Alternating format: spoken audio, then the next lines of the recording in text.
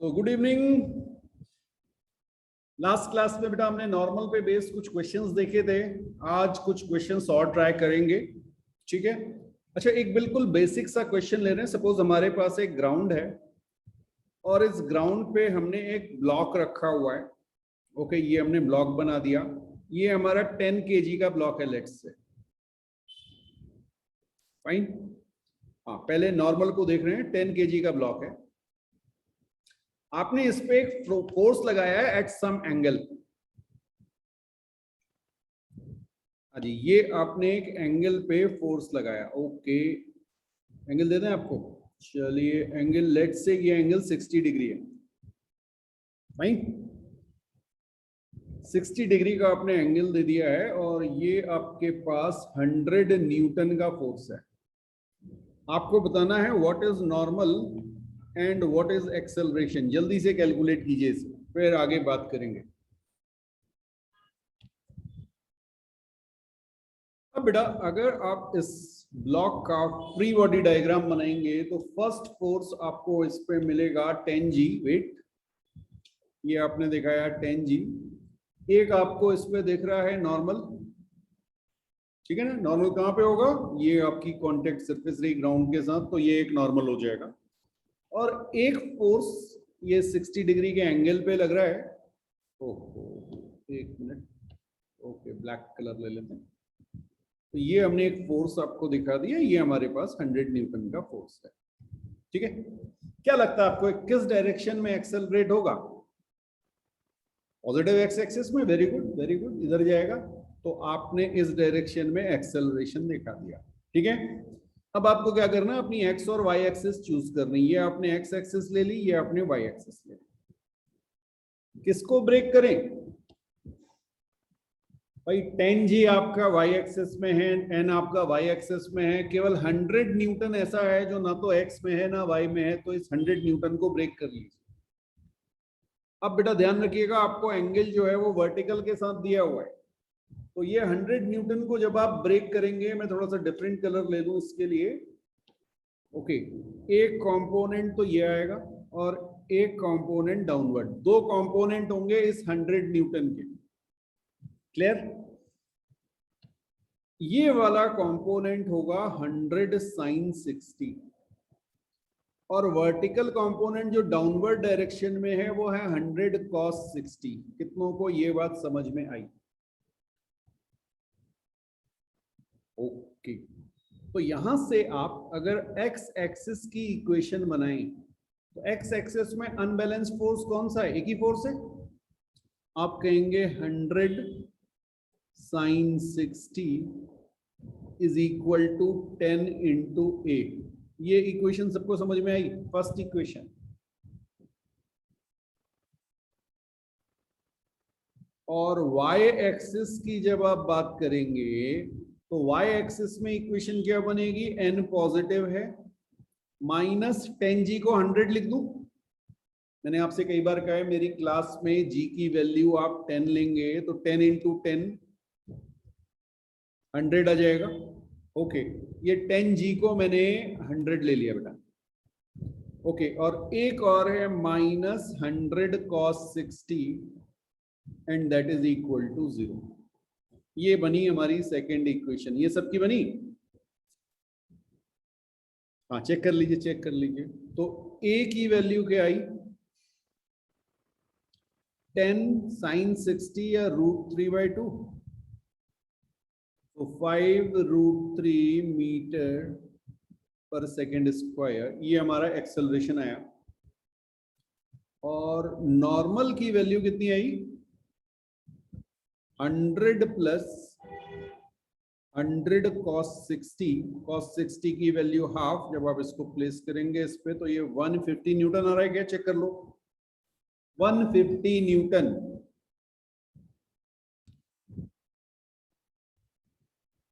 अब बेटा slightly change किया क्वेश्चन में। 10 kg का ब्लॉक, 100 न्यूटन का force at an angle of 60 degree with vertical. अब आपको बताना है what is normal and what is acceleration, ठीक। बिल्कुल बिल्कुल जैसे पहले किया था उसमें कोई चेंज नहीं आना है। आपको सबसे पहले इसका फ्री बॉडी डायग्राम बनाना है। पहला फोर्स, अब रट जाना चाहिए बेटा, बार बार मेरे कहने की जरूरत नहीं होनी चाहिए। पहला फोर्स वेट, मास है तो वेट है, हाँ शायरी कर लो, 10G। ठीक है, नॉर्मल भी होगा, कांटेक्ट है तो नॉर्मल है, चलो जी नॉर्मल दिखा दिया। एक ही कांटेक्ट तो एक नॉर्मल, ये आपने नॉर्मल दिखा दिया आपने एन का इसे। ओके, और एक फोर्स आपका अप्लाइड फोर्स है जो 60 डिग्री के एंगल पे लग रहा है। ये 60 डिग्री पे आपका लग रहा है 100 न्यूटन का फोर्स। 10G को भी आप 100 ले सकते हैं, बिल्कुल फाइन। क्या लगता है किधर एक्सेलरेट करेगा? ऑब्वियसली पॉजिटिव एक्स एक्सिस में एक्सेलरेट करेगा। तो अब आपने कहा सर एक्स और वाई हमने चूज कर लिया, किसको ब्रेक करें? इस 100 न्यूटन को ब्रेक करें, क्योंकि यही एक ऐसा फोर्स है जिसके कंपोनेंट एक्स और वाई डायरेक्शन में नहीं है, बाकी दोनों फोर्सेस आपके वाई डायरेक्शन में। ठीक, तो कैसे ब्रेक करेंगे? चलिए डिफरेंट कलर यूज करें।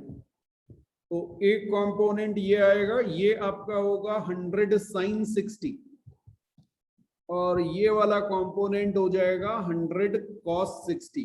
प्लीज ध्यान रखिएगा, एंगल वर्टिकल के साथ दिया इसलिए ऐसा है। अगर हॉरिजॉन्टल के साथ एंगल देता तो हॉरिजॉन्टल फोर्स cos 60 हो जाता और वर्टिकल sin 60 हो जाता।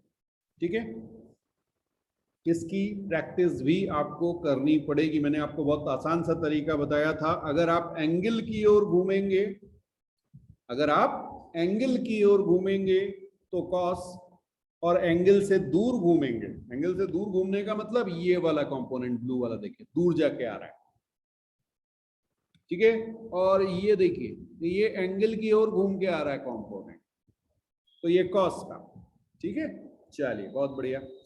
तो अब जो आपकी इक्वेशन बनी वो क्या बनेगी?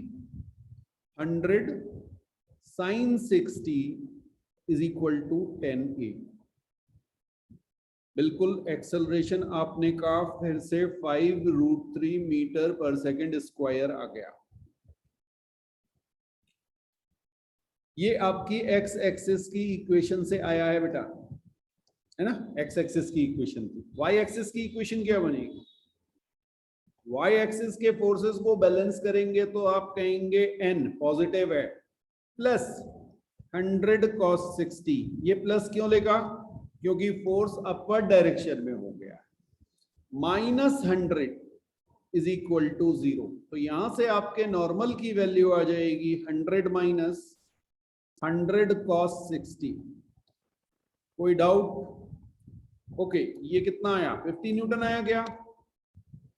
तो आपने देखा कि आपका नॉर्मल एक केस में 150 आया सेम फोर्स लगाने पे, और एक केस में 50 न्यूटन। क्यों?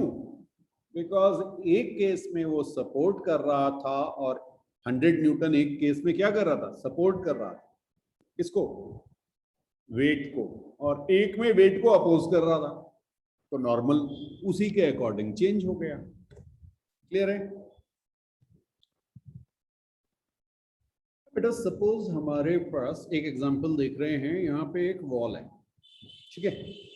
इस वॉल पे आपको एक लेडर रखनी है। हाँ बहुत ध्यान से। और पहला केस है जब मैंने लेडर को रखा है लाइक दिस।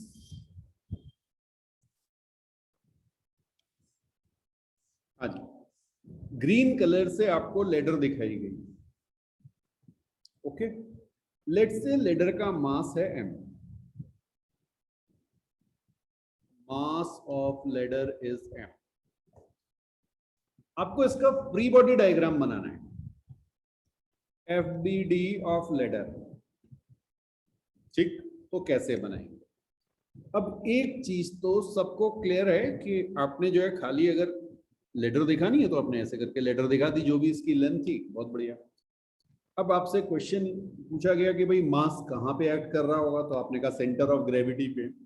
जब आपको लेडर के बारे में कुछ भी नहीं दिया जाता है तो आप क्या करते हैं, उसे यूनिफॉर्म लेडर ले लेते हैं और आप कहते हैं कि सारा का सारा मास इसके सेंटर पे होगा और यहाँ पे आप इस पे वेट लगा देंगे mg। बात समझ में आ रही? तो आपने कहा सारा का सारा मास जो है, ओके कैपिटल M था, सॉरी कैपिटल M है, तो कैपिटल एम कर दीजिए। सारा का सारा जो मास है वो सेंटर पे कंसंट्रेटेड है और वेट जो है वो mg आपने सेंटर ऑफ ग्रेविटी पे ट्रीट कर लिया, एक फोर्स लग गया। अब मुझे ये बताइए कि कांटेक्ट कितनी जगह, कांटेक्ट कितनी जगह है और वहां पे लग रहे होंगे नॉर्मल, ठीक। तो कई बार ये समझ में नहीं आता कि हम नॉर्मल की डायरेक्शन क्या दिखाएं। हाँ, आप लोग जरा अपनी कॉपी पे डायरेक्शन बनाइए, बाद में मैं बताऊंगा आपको। ओके, देखिए कई बार क्या होता है ना, कुछ लोग कहते हैं कि सर नॉर्मल ऐसे लग रहा होगा। बात समझ में आई? तो अगर आपने ऐसे बना दिया तो गलत हो जाएगा। अब मैं आपको बता रहा हूं कि क्यों ऐसा होगा। देखिए लेडर जो है ना, वो आप इसको थोड़ा सा दिखाया नहीं होगा, लेकिन ऐसे एज्यूम कीजिए, ऐसे करके लेडर खड़ी होगी। तो इसका अगर आप देखेंगे तो पॉइंट कांटेक्ट होगा यहाँ पे, ठीक। जब भी पॉइंट कांटेक्ट हो, जब भी, प्लीज ध्यान दीजिएगा, जब भी पॉइंट कांटेक्ट हो तो उस सरफेस को देखिएगा जो सरफेस ज्यादा लेंथ में है। हाँ, ये सरफेस पे पॉइंट कांटेक्ट है तो लेंथ किसकी ज्यादा आ रही है? सरफेस समझ में आ रही है, एक ग्राउंड और वॉल। तो अब आप जो नॉर्मल देखेंगे वो वॉल से और ग्राउंड से देखें, समझ में आया? तो आपके जो नॉर्मल बनेंगे वो वॉल का नॉर्मल ऐसे आप दिखाएंगे NW, और ग्राउंड का नॉर्मल ऐसे दिखाएंगे, इसे आप चाहें तो NG लिख दे रहा हूं अभी मैं आपकी क्लैरिटी के लिए। NG is normal from ground. क्यों होगा ऐसा समझ लीजिए। देखिए, ओके, ग्रीन कलर जगह ब्लू कलर लेते हैं। यहां पे ये इसका रिएक्शन फोर्स आएगा, ये दिख रहा है आपको? ये रिएक्शन फोर्स होगा, और मैंने आपसे कहा था normal is always perpendicular to the surface. हाँ, तो यहां बिल्कुल आप कह सकते हैं कि सर यहां पे तो परपेंडिकुलर टू द सरफेस नहीं है। भाई यहां पर पॉइंट कांटेक्ट है, तो पॉइंट कांटेक्ट में आप सरफेस को नहीं देखेंगे, जहां सरफेस का कांटेक्ट होगा वहीं पे देखेंगे। क्लियर? बिल्कुल इसे बनाइए और आगे ध्यान रखिएगा, अगर आपकी लेडर, आपको ये इस तरह से पूरा नहीं दिखाया होगा, आपको लेडर केवल ऐसे दिखाई गई होगी, ये लेडर होगी आपको, ठीक है। तो दो पॉइंट पे जो कांटेक्ट होगा वो जहां पे लेडर टच कर रही है सरफेस को, उस सरफेस को देखिए, समझ में आया?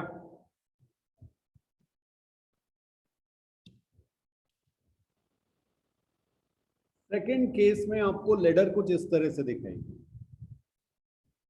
अब मैं लेडर को फिर से थोड़ा सा थिक कर दे रहा हूं समझने के लिए, प्लीज ध्यान रखिएगा, आपको डायग्राम में ऐसा नहीं दिखाया होगा, आपको डायग्राम में सिंगल लाइन दिखाई होगी। अब बेटा अगर आप बात करें, मैं लेडर को कुछ कलर दे रहा हूं जिससे आपको ये चीज समझ में आए। जहां पर पॉइंट कांटेक्ट है वहां पे देखिए, एक तो यहां पर है और एक यहां पर है, ठीक है। सरफेस किसकी लेंगे, क्या लगता है आपको? भाई वॉल पे अगर आप देखेंगे तो वॉल तो इस तरह से एक लाइन ही चल रही होगी, सरफेस होगी नहीं जहां पे टच कर रही होगी। सरफेस किसकी आ रही है? लेडर की। तो यहां पे आपका जो नॉर्मल है वॉल का वो ऐसे आएगा, एन वॉल। बात समझ में आई?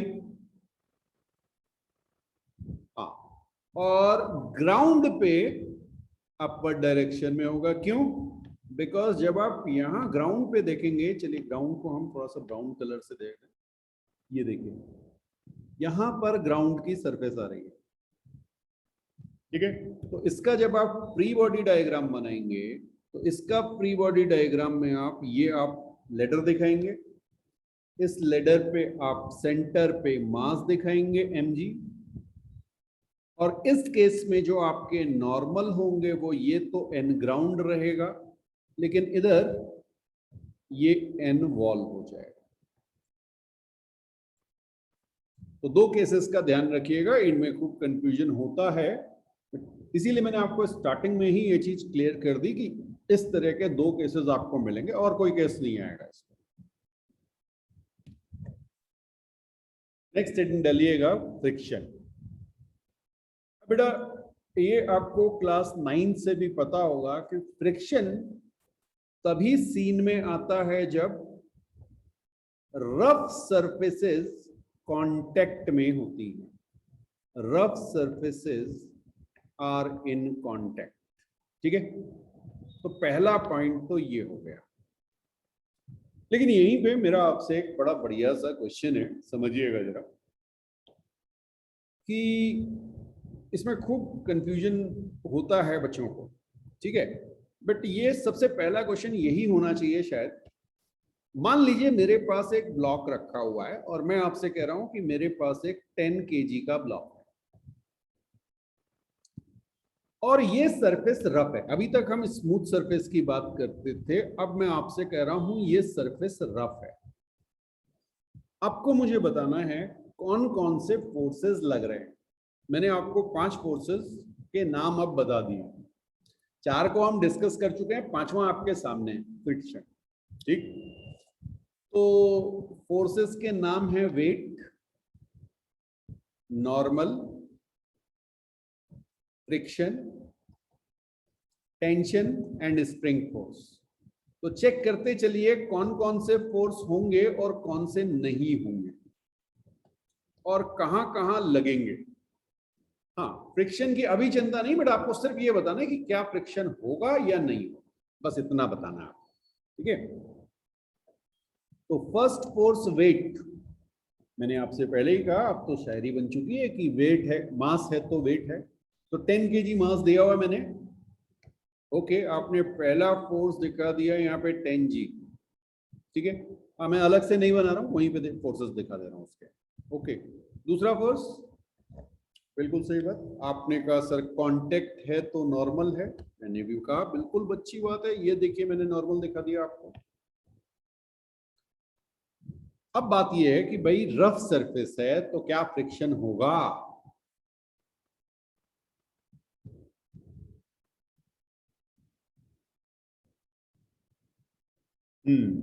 तो अब समझिएगा, फ्रिक्शन अवेलेबल तो होगा लेकिन लग नहीं रहा होगा। मैंने आपसे कहा था फ्रिक्शन स्मार्ट फोर्स है।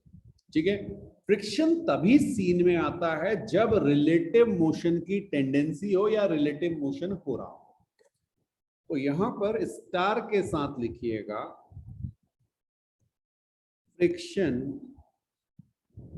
comes into picture only when there is relative motion, या तो रिलेटिव मोशन और स्लिपिंग हो रही हो और टेंडेंसी ऑफ, जरूरी नहीं कि स्लिपिंग हो ही रही हो, कोशिश भी हो सकती है, tendency of relative motion between two rough surfaces. ये सबसे इंपॉर्टेंट पॉइंट है। बात समझ में आई? हाँ, बिल्कुल इसी चीज को हम थोड़ा सा और आगे बढ़ाएंगे। अब प्रीवियस केस को ही ले रहे हैं। मान लीजिए मैंने आपसे कहा कि मैंने यहां पर एक 10 न्यूटन का फोर्स अप्लाई कर दिया, 10 न्यूटन का फोर्स अप्लाई कर दिया and block is not moving, block is not moving. मैंने आपसे ऐसा कहा है कि ब्लॉक इज नॉट मूविंग। ऐसा आपने कई बार देखा होगा, सपोज आपके यहाँ पे कोई हैवी सा बेड है, डबल बेड रखा होगा, मम्मा ने उसमें अंदर बॉक्सेस में खूब सामान भी रखा होगा, और आप उसको पुश करने की कोशिश करें, ब्लॉक समझ लीजिए उसको, हैवी ब्लॉक, ठीक है, आप उसको पुश करने की कोशिश करें तो अकेले पुश नहीं कर पा रहे होंगे अगर उसके पीछे व्हील ना लगे हो, है ना, नहीं होता। या बड़ी सी अलमीरा है, कोई हैवी अलमीरा है, आप उसको पुश करने जाएं तो आप उसको पुश नहीं कर पाते। तो आपने तो फोर्स लगाया हुआ, लेकिन नेट फोर्स क्या है, बिकॉज उसमें कोई एक्सेलरेशन नहीं आ रहा है, इसका मतलब कोई फोर्स उसे अपोज कर रहा हो, हाँ या ना। तो बेटा यहां पर आपका फ्रिक्शन पिक्चर में आएगा और वो फ्रिक्शन लगेगा अपोजिट डायरेक्शन में। कैसे लगेगा अभी आगे बात करेंगे। बट ये बात अब समझ में आई। और ये फ्रिक्शन किसके बराबर होगा? 10 न्यूटन। एग्जैक्टली उतना ही होगा जितना आपने लगाया हुआ है। ठीक है, ये चीज का ध्यान रखिएगा। हाँ, आगे अभी बात करेंगे और ज्यादा क्लैरिटी आपको आएगी, चिंता मत कीजिए।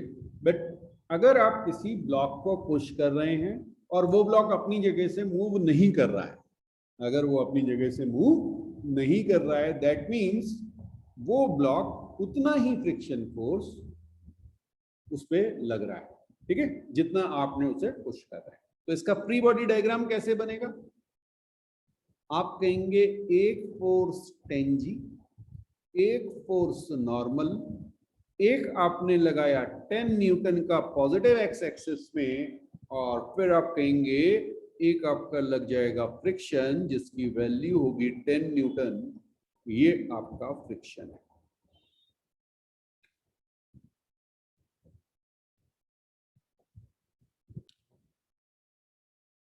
अब बेटा सपोज जनरली हम जब आपको कोई डायग्राम दिखाते हैं ना, मान लीजिए बिल्कुल रफ सरफेस हम कह देते हैं खाली, लेकिन सरफेस हमने इतनी बढ़िया सी बनाई हुई है कि आप कहोगे सर रफ तो दिख नहीं रही है। हाँ, ओके, ये आपका एक ब्लॉक है जिसे आपने सरफेस पे रखा हुआ है और आपने कहा यहां पर आपकी सरफेस रफ है। ठीक, तो रफ का मतलब ये नहीं कि आपको जैसे रोड में गड्ढे दिखते हैं वैसे कुछ दिख रहा होगा। लेकिन मजेदार बात क्या है, अगर मैं आपको इसको माइक्रोस्कोप में दिखाऊं इनलार्ज करके, तो क्या होगा जरा देखिएगा। ऐसा लगेगा जैसे आल्प्स को हिमालय के ऊपर रख दिया है उल्टा करके। ये आल्प्स जानते ना, माउंटेन रेंज है, और ये हिमालय है।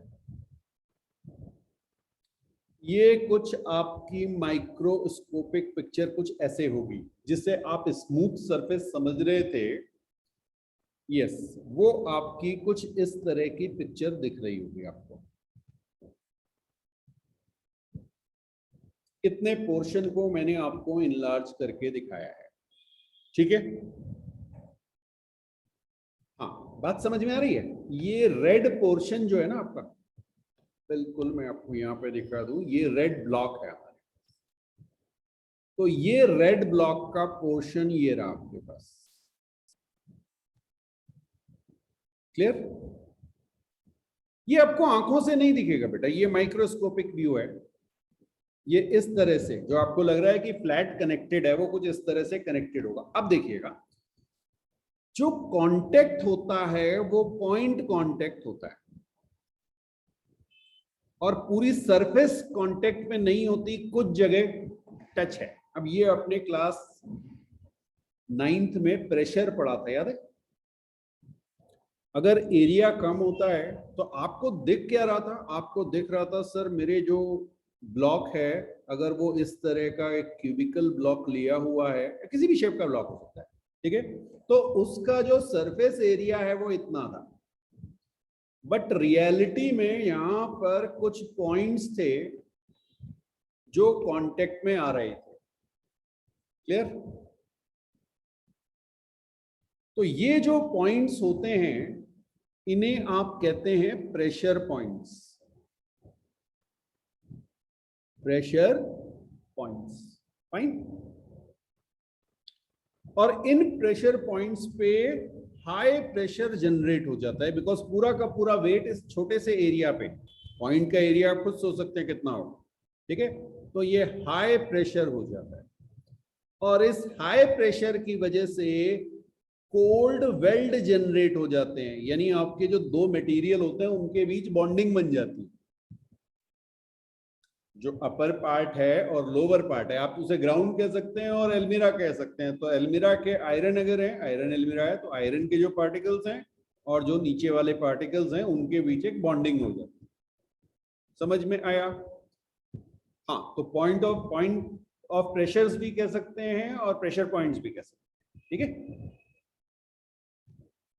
अब अगर मैं इसको ये रखे हुए, मान लीजिए कोई फोर्स आपने नहीं लगाया तो ये पॉइंट्स बने रहेंगे, कोई परेशानी नहीं है।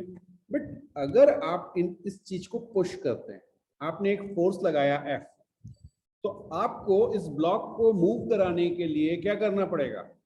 पहले इन वेल्ड्स को ब्रेक करना पड़ेगा, इनके बीच कुछ स्ट्रेंथ होगी। क्लियर? और एक और चीज ध्यान रखिएगा भाई, यहां से जब आप इसे, अगर ये आगे बढ़ पाया, देखें बढ़ पा रहा है, ये देखिए, ये जब आगे जा रहा होगा ना, तो इसको ऑब्स्ट्रक्शन मिल रही होगी। यहाँ पे देखिए, ये देखिए ऑब्स्ट्रक्शन मिल रही है, तो ये तब आगे जाएगा जब ये पोर्शन आपके यहां से गायब हो चुके होंगे। बिल्कुल, ये पाउडर माइक्रोस्कोपिक लेवल पे इतने बड़े से चीज नहीं है, बट पहाड़ अगर पहाड़ में फंस गया, ऐसे करके एक पहाड़ फंस गया है दूसरे पहाड़ के अंदर, तो क्या होगा? ये तभी बाहर निकलेगा जब ये पोर्शन कटेंगे, टूटेंगे, तभी तो ये आगे मूव कर पाएगा। बात समझ में आ रही है? तो दो चीजों की वजह से आपको ऑब्स्ट्रक्शन मिल रहा है। एक तो आप इसे नॉर्मल रिएक्शन भी कह सकते हैं, देखिए यहाँ पे नॉर्मल लग रहे होंगे ऐसे, हाँ वो परपेंडिकुलर नहीं है, वो अलग नॉर्मल, लोकल नॉर्मल की बात कर रहा हूं मैं। इस एरिया पे जो कांटेक्ट है, यहाँ पे एक फोर्स लग रहा होगा, ठीक। और एक है आपके जहां पे कांटेक्ट है, वहां पे वेल्डिंग हो रही होगी। कोल्ड वेल्ड, कोल्ड वेल्ड का मतलब होता है रूम टेम्परेचर पे वेल्डिंग हो जाना। वेल्डिंग जानते हैं सब? तो डिफरेंट मटेरियल्स को हाई टेम्परेचर पे ज्वाइन कर देना है, उसे वेल्डिंग कहते हैं। अगर वो रूम टेम्परेचर पे हो जाए तो उसे कोल्ड वेल्ड कहते हैं। फाइन। तो आपको किसी भी ब्लॉक को मूव करने के लिए पहले इन बॉन्ड्स को ब्रेक करना पड़ेगा। So you need some minimum force, you need some minimum force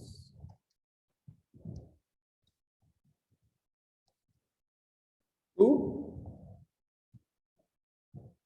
break these bonds कर दीजिए and to slide the block.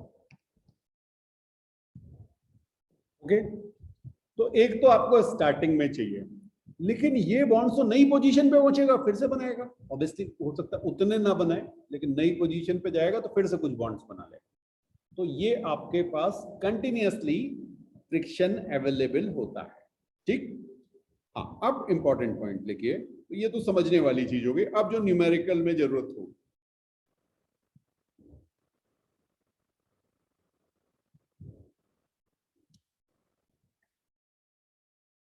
बेटा एक ऐसा पॉइंट है जो पता नहीं क्यों बहुत स्टूडेंट्स के दिमाग में रहता है।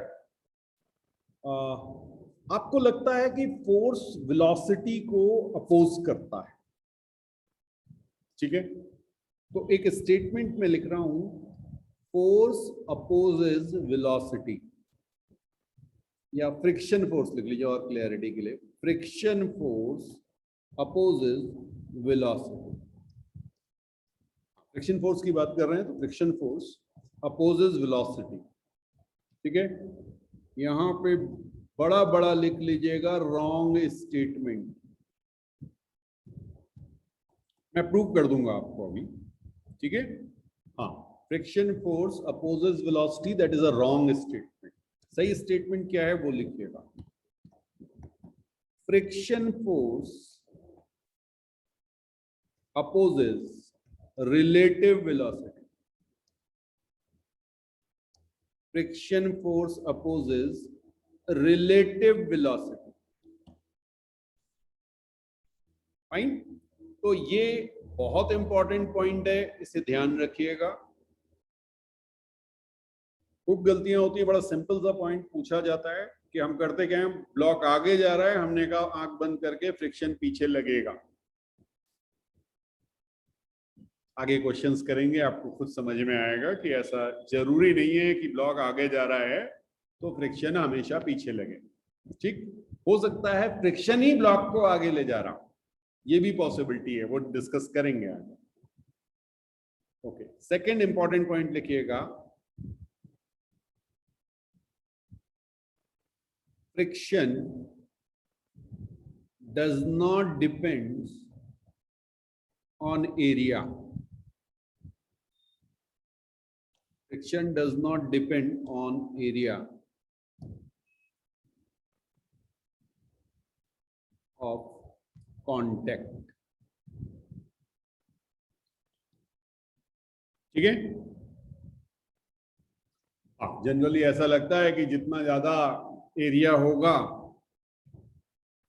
उतना ज्यादा फ्रिक्शन होगा, ऐसा नहीं है। क्लियर? अब क्यों नहीं है, जरा सी इसको भी समझते हैं। देखिए, मान लीजिए मेरे पास ये एक ब्लॉक है, इसका मास है mg। सपोज कुछ इस तरह की सिचुएशन है और एक इसी को मैंने इस तरह से प्लेस कर दिया। समझ में आ रहा है? एक में वर्टिकल है, एक में हॉरिजॉन्टल। ठीक है, दोनों का मास m है, तो दोनों का नॉर्मल, अभी कोई एडिशनल फोर्स नहीं लिखा है, दोनों का नॉर्मल कितना होगा? mg होगा भाई, और कोई फोर्स नहीं लग रहा है, ग्राउंड पे रखे हुए हैं, ग्राउंड पे रखे हुए हैं। ये बात समझ में आई सबको? तो दो ही फोर्स लग रहे हैं, mg और n mg के इक्वल होगा। बिल्कुल ठीक। अब आप में से कुछ लोगों ने कहा सर पॉइंट जो हैं वो बढ़ गए, पॉइंट्स बढ़ गए, यहां पे पॉइंट्स कम है। अभी थोड़ी देर पहले बात हुई थी, तो आपने कहा sir number of points more. Number of points, points मतलब प्रेशर पॉइंट्स की बात हो रही है, मोर। बिल्कुल आपकी बात मानी, आपने कहा नंबर ऑफ पॉइंट्स या प्रेशर पॉइंट्स लेस। ओके, तो यहां पर प्रेशर क्या होगा? हाई। प्रेशर हाई, यहां पे प्रेशर लो होगा। ओके, ऐसा एज्यूम कर लेते हैं कि जितना ज्यादा प्रेशर उतनी बॉन्ड स्ट्रेंथ। ठीक है, ओके। तो मान लीजिए ये एरिया हमारा 3 टाइम्स है।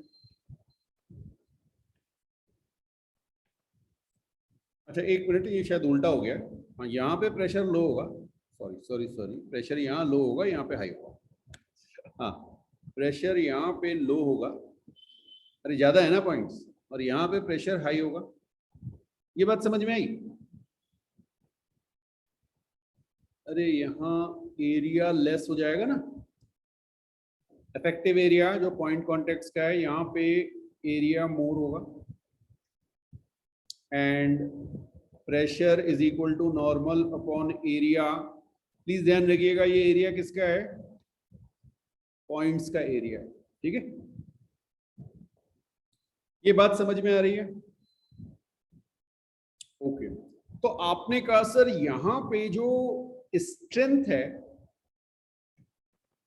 वो लेस है, और यहां पे जो स्ट्रेंथ है वो हाई है। ठीक, सपोज 3 टाइम्स एरिया है, तो ये स्ट्रेंथ 3 टाइम्स हायर होगी। बिल्कुल आपकी बात मान ली मैंने कि आपके बॉन्ड जो है वो 3 टाइम्स हायर स्ट्रेंथ के साथ हैं। ठीक, लेकिन बेटा एक चीज समझो, वो बॉन्ड बन कहां रहे हैं? यहाँ पे, यहाँ पे, यहाँ पे। तो इसमें तो पॉइंट्स भी 3 टाइम्स ज्यादा हैं।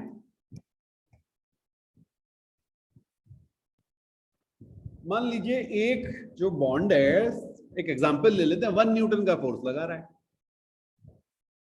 एक बॉन्ड 1 न्यूटन का फोर्स लगा रहा है। ठीक है, आपने कहा सर 300 पॉइंट्स हैं, तो 300 न्यूटन का फोर्स हो गया, फ्रिक्शन फोर्स। ओके, यहां पे वो 3 न्यूटन का फोर्स हो जाएगा, यहाँ पे 1 न्यूटन का फोर्स है 300 पॉइंट्स। एक एग्जांपल ले रहा हूं, ऐसा होगा नहीं बट मैं सिर्फ आपको समझाने के लिए बता रहा हूं। और यहाँ पे 3 न्यूटन का फोर्स हो गया, लेकिन 100 पॉइंट्स हो गए। फ्रिक्शन फोर्स अभी भी क्या रहेगा? Exactly same. बात समझ में आई कुछ? अब बेटा फ्रिक्शन को समझने के लिए हम इसे 2 पार्ट्स में डिवाइड करें। ठीक है, हाँ, तो 2 टाइप्स ऑफ फ्रिक्शन लिख लीजिए। वैसे तो और भी टाइप्स हैं, बट अभी समझने के लिए 2 टाइप्स ऑफ फ्रिक्शन में हम इसे डिवाइड करेंगे इजीली समझने के लिए। एक है, ये आपने वैसे पहले भी पढ़ा होता है, स्टैटिक फ्रिक्शन। हाँ 8th या 9th में भी ये था आपके, स्टैटिक फ्रिक्शन, और सेकंड है kinetic friction. Static friction and kinetic friction, ठीक है। स्टैटिक फ्रिक्शन का मतलब है when no relative motion between, when no relative motion between surfaces in contact,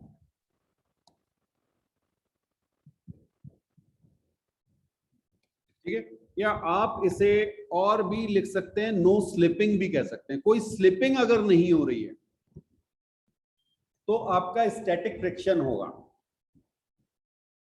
हाँ, और काइनेटिक फ्रिक्शन में लिखेंगे, इसका अपोजिट हो जाएगा, when there is relative motion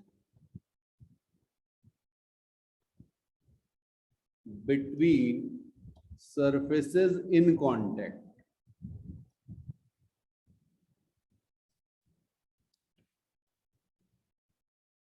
ठीक है। यहां पर आप कह सकते हैं स्लिपिंग हो।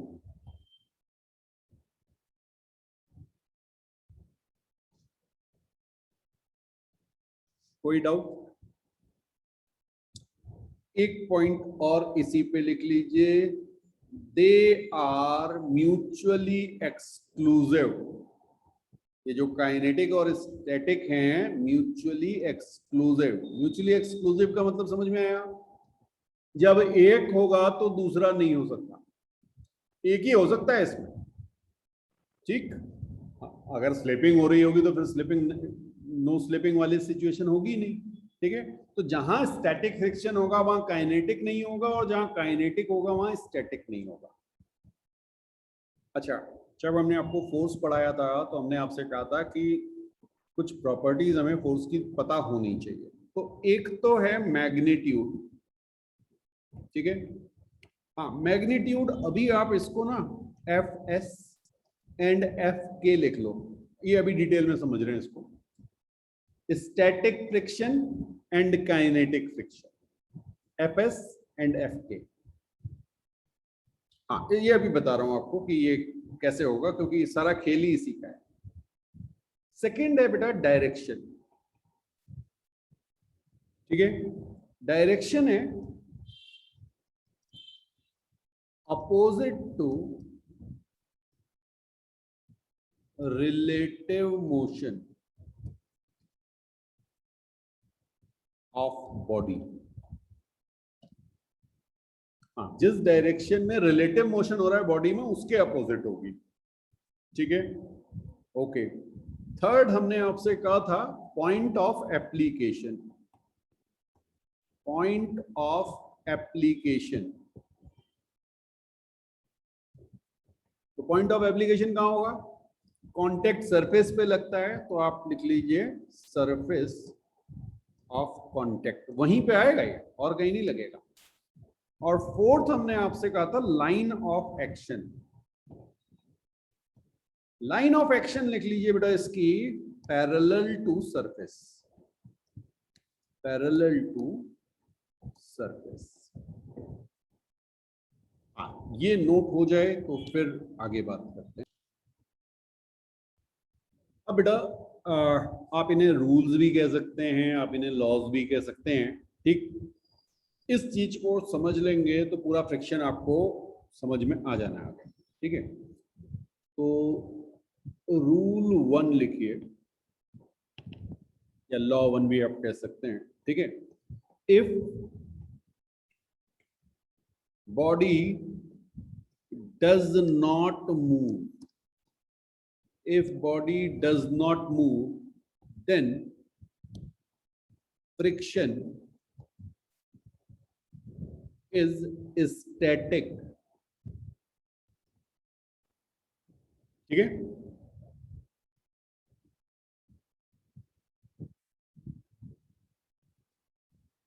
ओके, इसमें यहां पे और क्लियरिटी लिख लीजिए, relative to surface, If body does not move relative to surface, then friction is static and is equal to force applied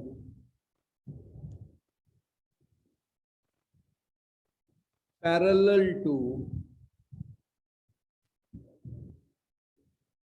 the surface. हाँ, मैंने थोड़ी देर पहले आपको बताया था कि अगर मेरे पास कोई ब्लॉक है, मैं 10 न्यूटन का फोर्स लगा रहा हूं और ये ब्लॉक मूव नहीं कर रहा है, इसका मतलब मेरे पास जो फ्रिक्शन होगा वो कितना होगा, 10 न्यूटन का, ठीक है। और ये ब्लॉक मूव नहीं करेगा, ये समझ में आया। तो यहां पर आप कहेंगे एफ आर नहीं, एफ स्टैटिक, आप ऐसे भी लिख सकते हैं, friction is equal to F S, F static, ठीक है, and that is equal to 10 newton इस पर्टिकुलर केस के लिए। ये समझ में आया है।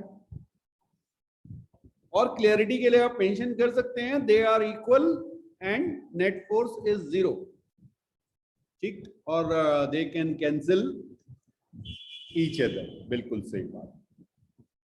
ओके, अब रूल 2 की बात करें, ठीक। Fs has a maximum value, इसको आप कहते हैं Fs max, ठीक, और इसकी वैल्यू होती है म्यू एस इंटू एन। यहां पर Fs max का नाम हम दे रहे हैं limiting friction force, limiting friction force. शुद्ध हिंदी देशी भाषा में बोलें तो ये फ्रिक्शन फोर्स की औकात है, इससे ज्यादा फोर्स नहीं हो सकता, वो कुछ कर ले, इससे ज्यादा की औकात उसकी नहीं। फाइन, हाँ जी, बिल्कुल देशी भाषा में आपको समझा दिया मैंने। Now what is this mu S? Maximum limit है वो, लिमिटिंग फोर्स मतलब मैक्सिमम लिमिट है वो फ्रिक्शन की, इससे ज्यादा फ्रिक्शन अप्लाई हो ही नहीं सकता। म्यू एस को कहते हैं coefficient of static friction, coefficient of static friction. ये डिपेंड करता है आपके नेचर ऑफ सरफेसेस पे, ठीक है। ओके, अब समझिएगा, if F applied parallel to surface, parallel to surface in contact, जो सरफेस रफ सरफेस के कांटेक्ट में है ना, उसके पैरेलल अगर आपने फोर्स एफ अप्लाई किया है पुश करने के लिए, ठीक है, इफ एफ अप्लाइड, इसको ब्रैकेट में लिख लीजिए, is greater than equal to mu S N. हाँ, ग्रेटर देन ही कर लो, चलो क्रिटिकल वाले को बाद में समझा देंगे। Greater than mu S N, body begins to slide, ये समझ में आया। और जैसे ही स्लाइड शुरू करना शुरू किया तो रूल 3 आ गया, क्योंकि अब स्टैटिक फ्रिक्शन नहीं रहा, कौन आ गया सीन में? काइनेटिक। तो लिखिएगा if body begins to slide,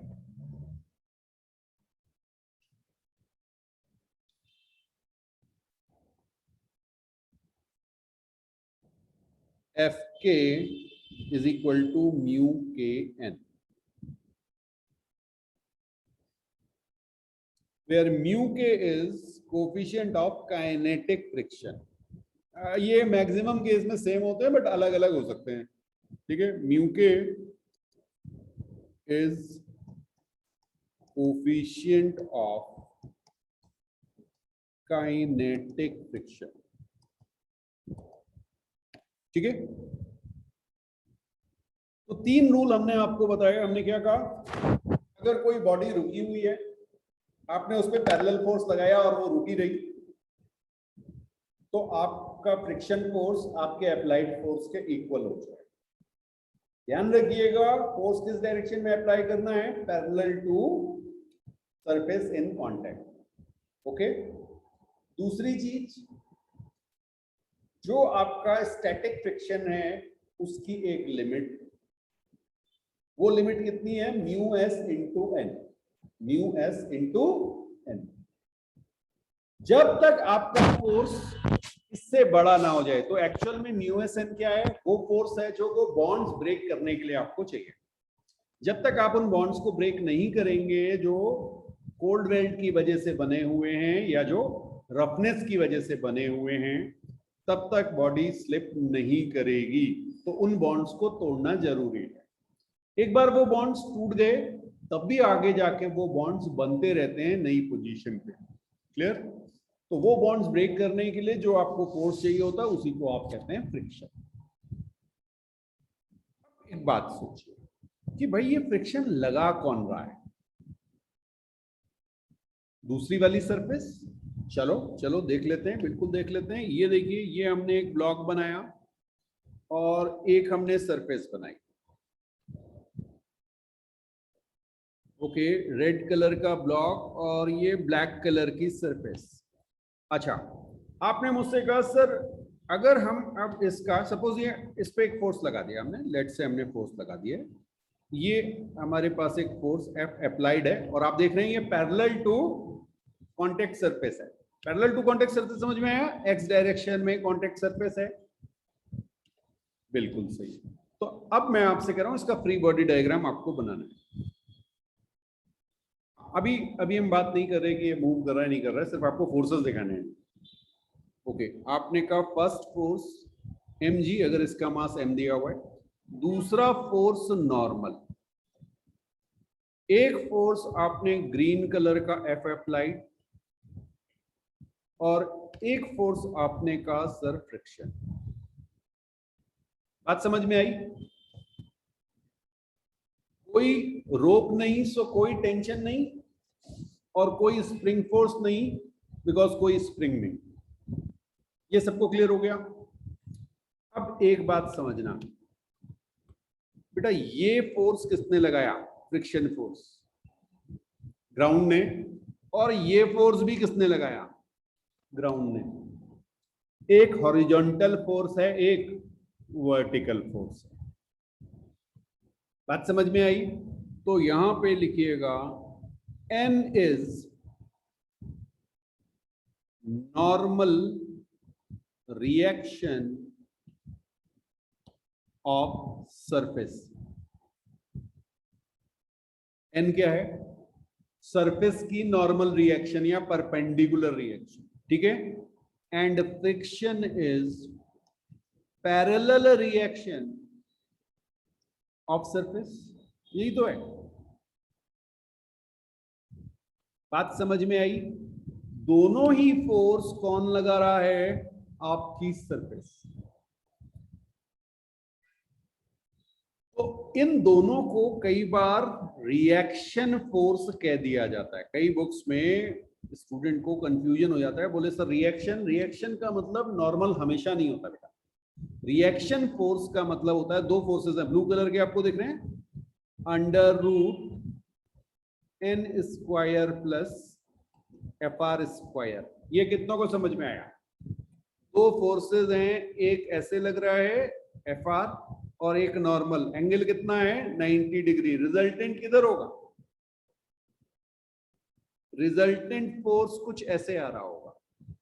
ये रही आपकी R, reaction force of surface. बात समझ में आई? अगर आपने स्मूथ कह दिया तो फ्रिक्शन की वैल्यू 0 हो जाएगी, रिएक्शन नॉर्मल रिएक्शन के इक्वल हो जाएगी। अगर आपने फ्रिक्शन को 0 कह दिया, देख लो FR is equal to 0 in case of smooth surface. तो अभी तक जो हम पढ़ते थे उसमें हम नॉर्मल और रिएक्शन दोनों एक ही कह देते थे, क्योंकि हमने फ्रिक्शन को कंसीडर नहीं किया था। बट जब फ्रिक्शन कंसीडर होगा तो नॉर्मल रिएक्शन भी होगी और फ्रिक्शन भी होगा। नेट रिएक्शन क्या आएगी, under root N square plus F R square, याद रहेगी? बिल्कुल, इसे नोट कीजिए, कोई डाउट है तो पूछिए।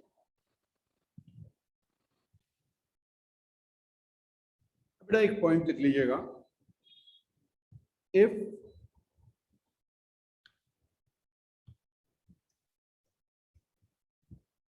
nothing is mentioned, if nothing is mentioned about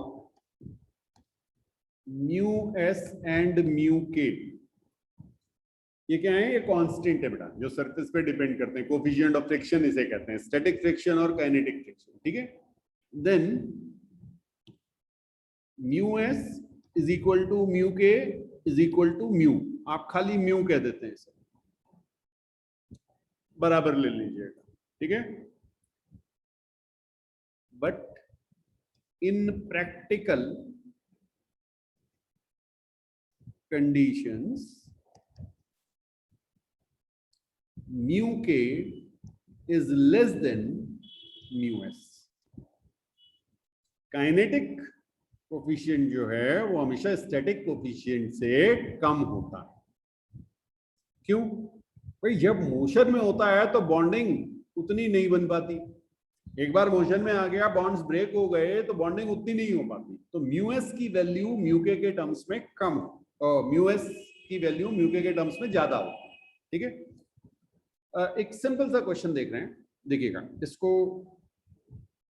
मान लीजिए मेरे पास 10 kg का एक ब्लॉक है, मैं आपको म्यू एस की वैल्यू दे रहा हूं 0.2 और म्यू के की वैल्यू में थोड़ा कम करके दे रहा हूं 0.15। फाइन।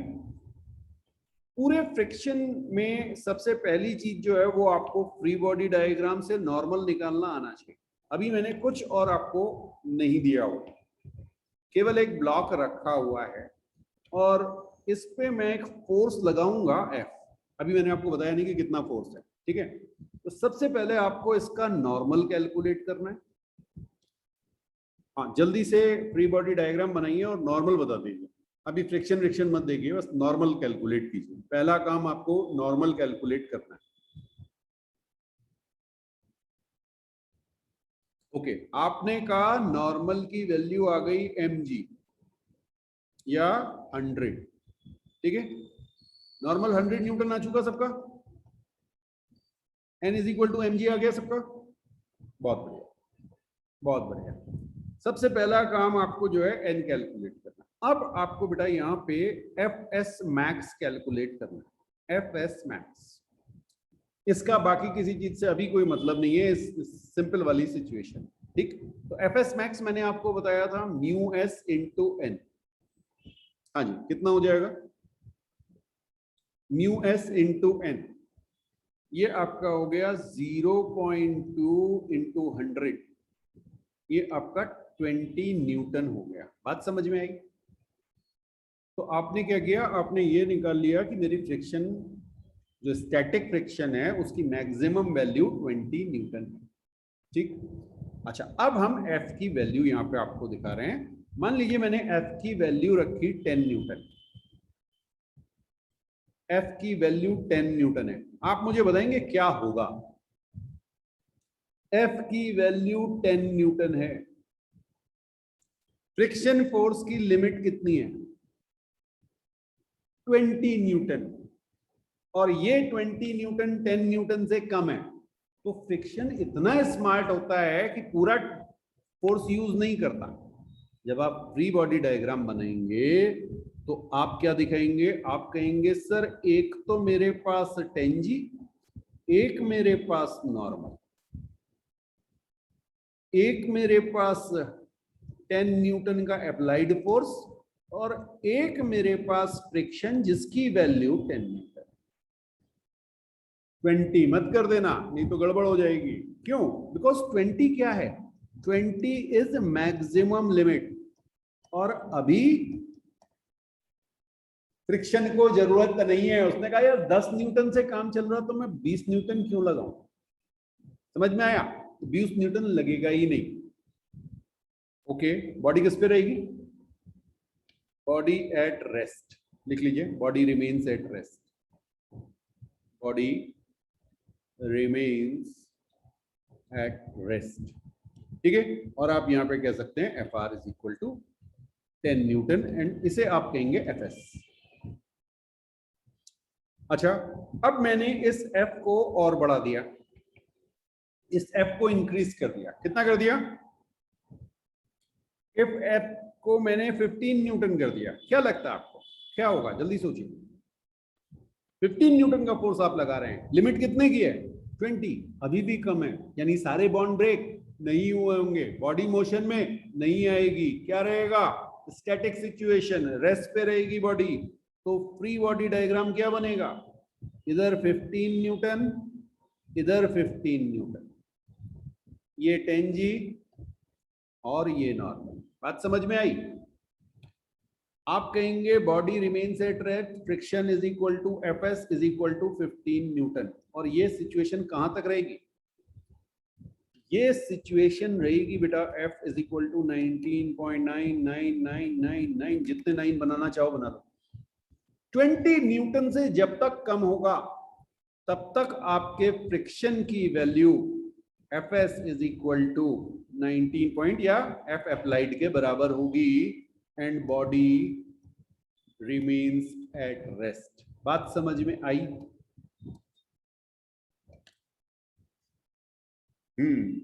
अब कहानी देखिए, मान लीजिए मैंने फोर्स अप्लाई किया 20.0000001, कुछ माइनस थोड़ा सा ज्यादा कर दिया बस 20 न्यूटन से, क्या होगा?